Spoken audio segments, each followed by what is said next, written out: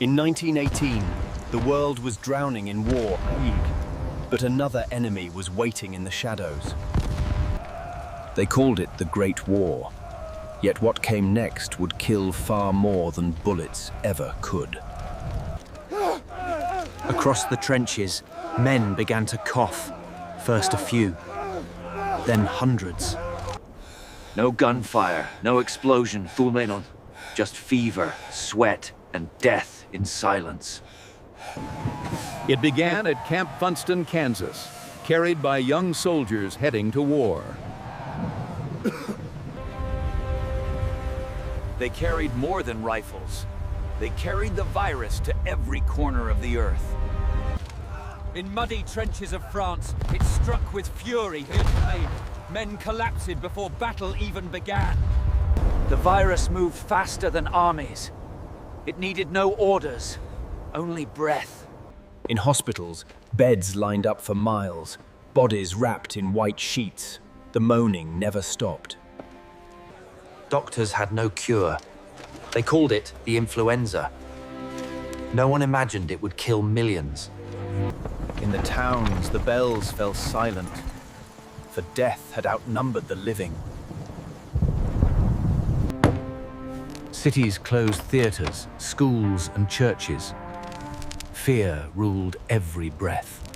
It spread through ships, markets, trains, invisible, unstoppable.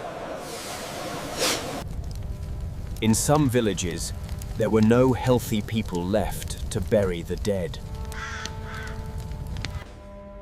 In hospitals, doctors worked till they collapsed. Many died with the patients they tried to save. The war was still raging, but the soldiers feared the fever more than bullets. They called it the Purple Death, both, because it turned faces. Even the mighty were not spared. South Asian kings, Hispanic soldiers, and Middle Eastern farms all fell the same. Within weeks, entire families vanished. Streets turned in the graveyards. Governments hid the truth, afraid panic would destroy morale. But in Spain, free of wartime censorship, the news broke, and the world called it the Spanish flu. In truth, it was everywhere, from France to India, from America to the Pacific.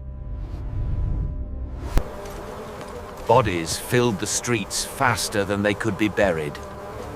In Philadelphia, thousands died within days, mass graves dug by trembling survivors.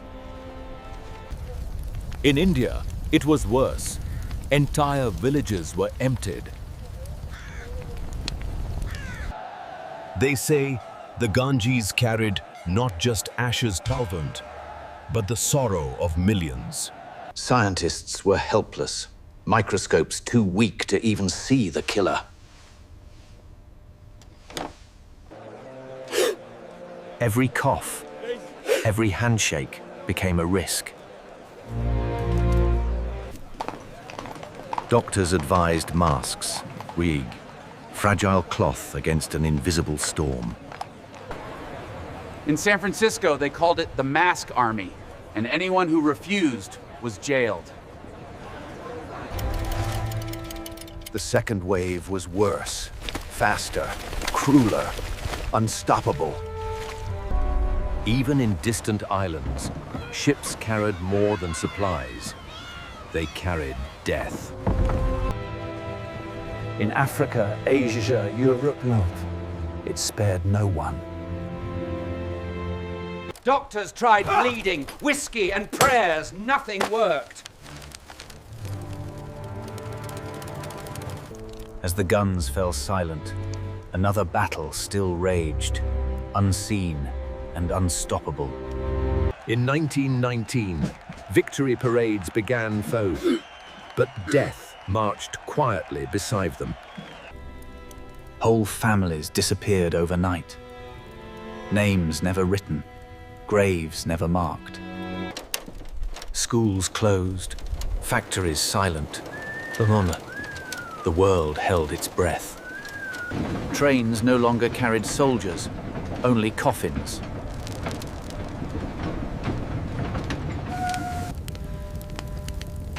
Doctors wore makeshift masks and burned their uniforms every night. Gravediggers became the world's last soldiers.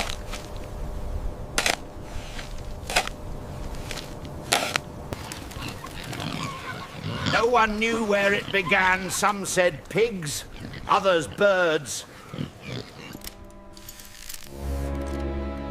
Doctors cut open lungs, searching for the secret of death. And then, like a shadow, it began to fade.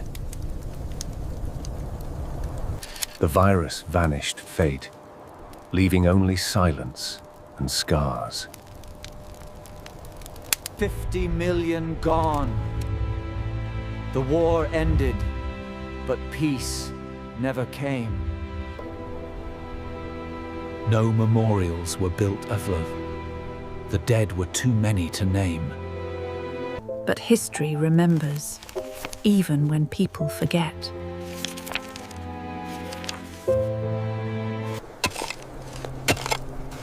Decades later, frozen bodies in Alaska still carried the flu's ghost. When they studied it, they saw how close humanity came to extinction. The Spanish flu proved late. Nature is the fiercest general of all. Even now, echoes of 1918 whisper through hospital halls. The war ended, but the world was never the same again.